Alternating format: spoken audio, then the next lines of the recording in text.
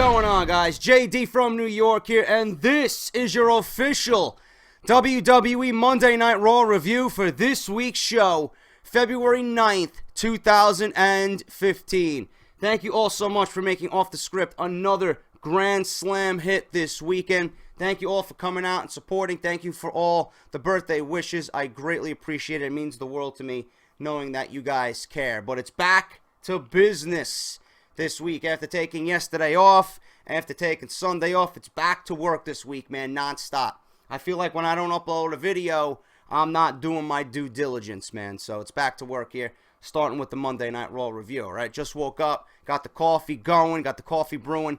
It's time to talk WWE, guys, all right? Now, what WWE did last week, and I'm not going to talk about the Seth Rollins nudes, not going to talk about the woman that he's having an affair with, which you guys will hear on Off The Script this week, because I know you goons in the comment section, oh, JD, what do you think of the fucking Seth Rollins nudes leak and this and that? I'll talk about it on Off The Script, guys, because I know that was a fucking ongoing story during Monday Night Raw. It's probably more interesting than anything that happened on the show, and I'll talk about that on Off The Script this weekend, so please tune in for that, all right? Cheap plug. But what WWE did last week, all right, and I seen right through it, I discussed it, they made Daniel Bryan the scapegoat, okay? They were going to make Daniel Bryan the puppet to get Roman Reigns over. They want desperately to, for the fans to embrace Roman Reigns. They want the fans to cheer Roman Reigns. That is fucking long gone. That ship has fucking sailed, and it's fucking a one-way ticket to nowhere, man. It's not going anywhere at all. WWE's plans are fucking ruined. They fucked it up, okay? And I explained why several times. You know why. Roman Reigns didn't deserve to win the Royal Rumble. Plain and simple. Royal Rumble was rendered meaningless again for a second year in a row because WWE wants to give the Rumble to someone who doesn't deserve it instead of giving it to someone who the crowd admires and certainly deserves, and that has worked their fucking ass off all year. The Rumble is meant for one guy on the roster to go in there who's had a fucking monumental year, a fantastic year in WWE. A year in which he could do no wrong. That's his prize, man. He wins the Rumble, he goes on to Wrestlemania, gets what he rightfully deserves, okay? There's a lot of guys on the roster that deserve that spot. Roman Reigns, the man you see in the thumbnail, is not one of those guys, okay? So WWE fucked that up. Roman Reigns didn't deserve to win the Royal Rumble, okay? I went on to state why I think Daniel Bryan should win the Royal Rumble. I went on to state several times for many, many months why I think Daniel Bryan versus Brock Lesnar would be the more intriguing matchup. Now I think WWE simply is panicking. They're in panic mode. And I don't know what they're doing after this week's show. It was all about Roman Reigns being a face. Now, after last night's, or Monday's show, rather, this is Wednesday, this is going right up on YouTube. After this Monday's show, Roman Reigns, without question, has no choice but to turn heel. There's no way around it. There's no way around it. And I'm no dummy, man. I see everything that's on my TV. I hear the mixed reactions. I hear the mixed reactions for Roman Reigns. It's more boos than cheers, okay? The only people cheering Roman Reigns are the women and the children. The diehard fans, the ones who are fucking legit pissed off that WWE is continuing to shove him down our throats, are the ones booing. This will continue, okay? I'm even seeing now, all because Daniel Bryan is in this match with Roman Reigns, that Daniel Bryan is getting mixed reactions. And again, I am no dummy. I see this. You even had goons in the fucking first row after Roman Reigns speared Daniel Bryan to end Monday Night Raw, start doing the yes chant. And a little group of people around them started to get that yes chant going because Roman Reigns speared Daniel Bryan. What does that mean? I don't know. I don't know. Is WWE trying to get Roman Reigns cheered by being a heel? That's the only question that comes to my mind. Is that what WWE is doing? It's almost like reverse psychology. Make him a heel and people will cheer him. But then he's not really a heel and he's not doing his role as a heel. Roman Reigns as a face blows. He sucks. I can't get behind him because it mimics John Cena too much. And WWE forced us to fucking like him, and nobody fell for that. Now, with Roman Reigns being a dick, a fucking badass heel who doesn't give a shit about nobody, especially when you have someone as humble as Daniel Bryan, someone who doesn't come off as confrontational as Daniel Bryan, and you're picking a fight with him? How does that work? How does that work? I think people will embrace Roman Reigns more now than they did in the past 9 months because of how he is carrying himself. Still making mistakes. He's going to bleat Brock Lesnar at Wrestlemania. Yes, I heard that, and I was quick to point that out on Twitter on Monday. But I don't want Roman Reigns to fail. I'm almost now pulling for him to get through all this and come out a better fucking superstar. But I don't want WWE to give us the reverse psychology deal where they turn Roman Reigns heel and then people will start to embrace him and people will start to cheer him. Then what happens to Daniel Bryan? I don't know. Daniel Bryan's going to get his cheers. But I don't want the mixed reaction going on come Fastlane. WWE should have stuck to the original plan. They fucked up. Okay? They should have went down the same road with Roman Reigns and kept that train going. Roman Reigns should have still been the babyface WWE wanted. The manufactured babyface. WWE should have owned up to their mistakes by giving this man the Royal Rumble. That's why they booked him in a match with Daniel Bryan. Okay? Now, remember back when Steve Austin and HBK were tag team champions? And they were going to have a match together? And WWE always puts these guys in a tag team. Two faces, I should say. Two faces in a tag team before they actually have that big one-on-one confrontation. They did the same thing with Batista and John Cena when they were feuding. I could list several more, but I can't think of them right now. Okay? But you get my point. WWE always goes back to the same formula. Oh, we have two guys that we adore. Two company guys. Right? We're going to book them in a match at WrestleMania. But before that, they're going to team up. And we're going to see the turmoil and the breakdown of each guy. And before the pay-per-view, they're going to want to get their hands on each other. I don't like that formula, man. I don't like that formula. WWE on Monday with the spear to Daniel Bryan. And Daniel Bryan going to win the match for his team, but was unceremoniously taken out of the match because Roman Reigns, who basically did nothing, the anti-hero, I should say, comes in, steals the spotlight from Daniel Bryan, who would have won the match. He was the legal man. Roman Reigns comes in, tags himself in, was sitting on the outside taking a nap. I don't know what the fuck he was doing. Comes in, saves the day. Daniel Bryan gets upset. You know, don't disrespect me like that. Roman Reigns turned his back. Daniel Bryan's yelling at him, don't you ever turn your back on me. Blatant disrespect to Daniel Bryan. All of a sudden, boom. Boom. Like that. Roman Reigns is a heel, folks. Roman Reigns is a heel, okay? Now, what did I think of the entire scenario with Daniel Bryan and Roman Reigns? I didn't care for it. And then, obviously, with the fucking announcement of the main event, where you had Seth Rollins and J&J Security and Big Show and Kane.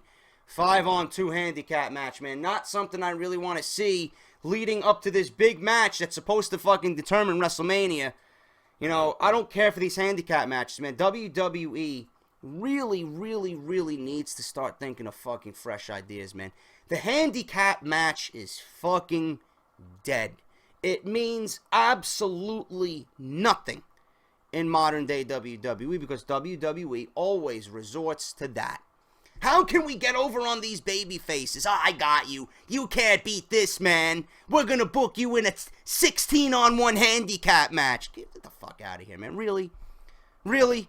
Was anybody intrigued by that fucking match last night? And then WWE wonders why they lost 600,000 viewers on Monday Night Raw this week. Because nobody wants to see the same fucking garbage. Nobody wants to see the Big Show and Kane in a tag team match, man. We're done. We are done. Get these guys out of the main event. The opening match did nothing. The closing match to end the show did nothing. It was actually worse than what we seen in the opening. Nobody cares.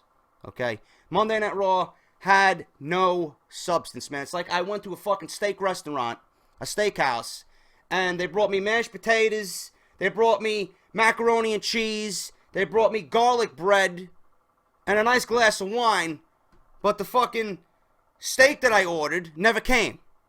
No substance, man. They're dilly-dallying around the fucking biggest parts of the show with garbage.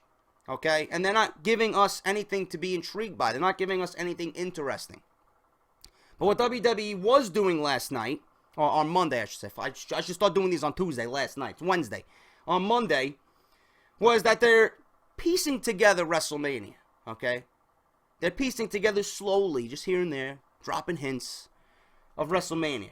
They're building around Fastlane. They're dropping hints for Fastlane. We're probably going to get a Cesaro Kid versus the Usos for the Tag Team Championship. John Cena versus Rusev is now a United States Championship match. That makes that more intriguing. Will John Cena capture the United States title? Cody Rhodes versus Goldust being teased. You know, break up there, even though I don't want to see it happen because I think they got more to prove in the tag team division than they do separated. Goldust may be retired after I reported that on Off the Script. I don't know. Cody Rhodes, I don't know what's next for Cody Rhodes. Is he going to be Cody Rhodes again, or is he going to maintain the Stardust gimmick, which I'll talk about that on Off the Script as well. But WWE dropping hints here and there, you know, building Fastlane slowly, giving us this Roman Reigns, Daniel Bryan story. A lot of it really, really is starting to come together, but a lot more questions are being raised. It's not like we're going into the pay-per-view and it's one clear-cut choice. Oh, I want Reigns. Oh, I want Bryan. It's now mixed. And I don't like that. I really wish WWE would just back off and give us the original plan that they wanted and own up to their fucking mistake and have the fans choose who they want, man. Now it's mixed on both sides. What does that mean? What is that going to do for the match now? You know? I don't know. I don't like the formula WWE does with these guys. Put them in a match, but before that, we're going to test them out as a tag team and see how they coincide, you know, et cetera, et cetera. I don't like that, man. And now, like I said, Roman Reigns is a full-fledged heel. There's no way to deny Roman Reigns is not a heel after Monday night, man. That one spear solidified that. And you're going to have Roman Reigns now, if he beats Daniel Bryan, you tell me that's not going to go over the way they want? Of course not. It's going to blow up in their face like I've been saying for the past 3 weeks. If Roman Reigns pins Daniel Bryan, it's going to blow up in their face. And then you're going to have a fucking 100% heel on Roman Reigns going to WrestleMania to fight Brock Lesnar, who is supposed to be your monster in the company, man. That's going to automatically switch plans yet again for Brock Lesnar to become face. Because you're not going to have a heel versus a heel match at WrestleMania to close the show. Not going to happen. The fans will eat that fucking match alive, man. Revolt will happen in San Francisco. There's no choice now but to include Daniel Bryan in the main event. You have to. Which is going to be the top story on Friday. Vince McMahon has listened to the WWE audience. 87% of the fucking people on WWE.com. It's no fucking bullshit website, man. WWE.com. 87% of the people want Daniel Bryan in the main event at WrestleMania. 87% of the people think Daniel Bryan should go against Brock Lesnar at WrestleMania. So WWE, you know, not backing away and owning up to their mistakes fully, they will include Roman Reigns in WrestleMania. They will include Daniel Bryan in WrestleMania.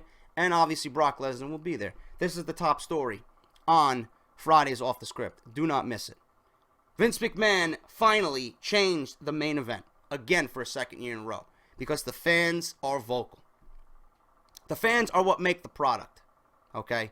There's no way you're going to have Roman Reigns now, after spearing Daniel Bryan, you know, after going into Fastlane to beat Daniel Bryan. There's no way you're going to have Roman Reigns go into WrestleMania as a heel and fight Brock Lesnar, who's supposed to be a heel. It's not going to work, man. It's not going to work. So WWE pretty much is telling you after Monday that Daniel Bryan is going to be in the main event plans for WrestleMania. Roman Reigns is a heel.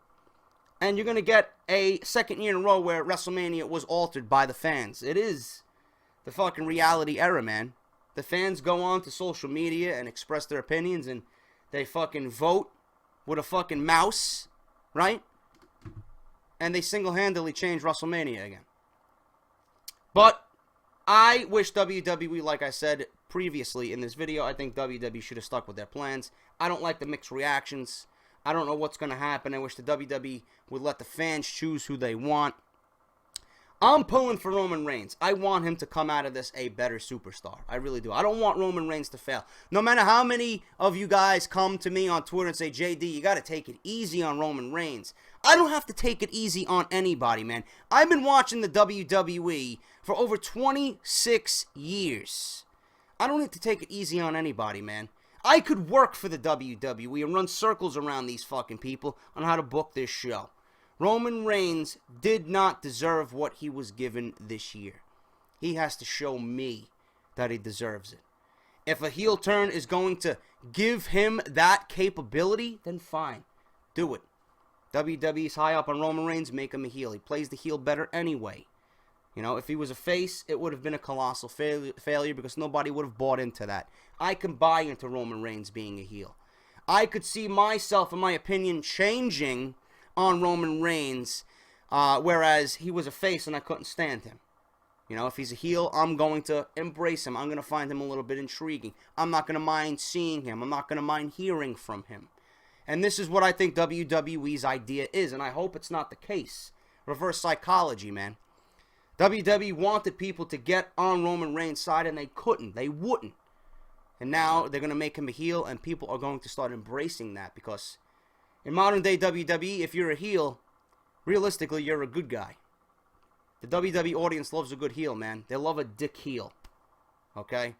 Brock Lesnar could be the biggest babyface of all time. Brock Lesnar is not even a heel, man, to me. He's an in-betweener. You know, he's supposed to be a heel, but people just love that badass who's just going to come out there and not give a shit, be a dick, etc., etc. Okay? And if WWE wants to eventually turn this from Roman Reigns heel into a massive babyface down the line, it's going to give them a better opportunity to do that. It's going to give them a better platform to do that. Okay? But Roman Reigns right now got to get out of this scenario with Daniel Bryan and Brock Lesnar. How's he going to get out of it? I don't know. This is what's going to make Fastlane intriguing. It's going to make Fastlane worth watching, and WWE smart for giving the audience the WWE Network for free on in February for Fastlane. They get to see all this, and if they're intrigued by this, more people will buy the network for WrestleMania. All right, but that's my opinion on Roman Reigns and Brock Lesnar. Let me know what you guys think. Let me know if I'm fucking losing my mind, but I think I'm making some sense here. Okay, let me know what you guys think in the comments below about that. And the other aspects of Monday Night Raw, man, really nothing else happened. Sting wasn't there. It was a dummy Sting in the ring. Someone dressed up as Sting. There was, lights in the audience where we seen the silhouette of Sting in the audience. Just mind games with Triple H, man. This is going to be a very good match. Triple H is going to put Sting over in a big way. And hopefully Sting goes on to WrestleMania 32 and fights The Undertaker in his final match. Gets inducted into the Hall of Fame. But this year we got Sting versus Triple H. Is going to be a very good match, man. It's going to be something a lot of people are anticipating. The build-up to it is going to be great. Sting will be at Fastlane. He accepted Triple H's offer to meet him face-to-face to get this all out in the open and potentially build officially to a match between the two at WrestleMania 31. But the segment last night was very well done, and it was eerie. And the crows in the background and, the big words on the screen, I accept. Very cryptic, very dark by Sting. I like it. Very good segment. Looking forward to their confrontation at Fastlane. Brock Lesnar, I made a comment on my Twitter on Monday. Brock Lesnar got the easiest job in the world, man. After a fucking beautiful promo by Paul Heyman. Okay? Even Paul Heyman dropping hints that it's going to be a triple threat match. Constantly mentioning Roman Reigns and Daniel Bryan. Why they think they can beat Brock Lesnar, but ultimately both of them will fall. okay? Brock Lesnar got the easiest job in the world, man. Got the best job in the world. How much money did he make on Monday Night Raw? Just standing there, just smirking and smiling and agreeing with everything Paul Heyman was saying while carrying the championship belt. What are you, $500,000, $600,000? Best job in the world, man. Can't get any better than that, all right? John Cena and Rusev. I really am starting to become impressed with Rusev on the microphone, man. I love the fucking quick, to the point, bullet points that he makes in his promos, man. Lana is great at what she does to get him over. I think she should step away just ever so slightly and let Rusev handle the microphone and have it be a 50-50 split, man. Rusev on the microphone could become very, very good, and he's just got that heelish attitude that gravitates me towards his character, man. Especially when calling John Cena and doing that "you can't see me." He became a little bit more comfortable on the microphone on Monday Night Raw, and I really enjoyed that. Okay, John Cena doing his typical, I'm going to beat you, and all this fucking positivity, and all this other fucking garbage. Rusev calling him a broken down old man, and, the U.S. title is on the line. I don't know what's going on for these two leading into WrestleMania. Justin LaBar actually mentioned maybe a tag team match instead of doing this match again at WrestleMania, because nobody's going to want to see that again. I don't think, if we see a one-on-one match with John Cena and Rusev at Fastlane, I don't think people are going to want to see it again at WrestleMania. It's not going to be WrestleMania worthy because we already seen it. If it was a first-time thing at WrestleMania, that's a different story. But Justin LaBar on WrestleZone.com mentioned Hulk Hogan maybe teaming with John Cena at WrestleMania to get one over on Mr. Rusev, Mr. Russia over here. But then who would team with Rusev? Maybe a heel Sheamus. I don't know. It's an idea. He was throwing it around. And it certainly sounds like something that could be WrestleMania worthy for John Cena being on the undercard. So we'll see how that comes out. But I did enjoy Rusev's interaction last night with John Cena, on Monday, I should say, with John Cena. Bray Wyatt versus Dolph Ziggler, 2 weeks in a row. They gave us the best match on the card. Bray Wyatt gets over. Another cryptic promo about The Undertaker. I reported this on Off The Script. The Undertaker is officially coming back after Fastlane to begin his feud with Bray Wyatt. Ziggler looked very good in defeat. But I can't help, and even Vince Russo said it on Twitter, they dropped the ball with Dolph Ziggler after Survivor Series. You built him up to the point where he was going to be the next megastar in the company, and WWE pretty much snapped their fingers and ruined that in one fell swoop. But Bray Wyatt and Dolph Ziggler gave us the match of the night for a second week in a row. Wyatt looks good, leading on to his feud with The Undertaker. Ziggler looks good in defeat, but I don't know what's going to happen with Dolph Ziggler at WrestleMania now that seemingly the plans versus Daniel Bryan are scrapped and moved on to a later date. But Bray Wyatt versus Dolph Ziggler, great match on Monday Night Raw.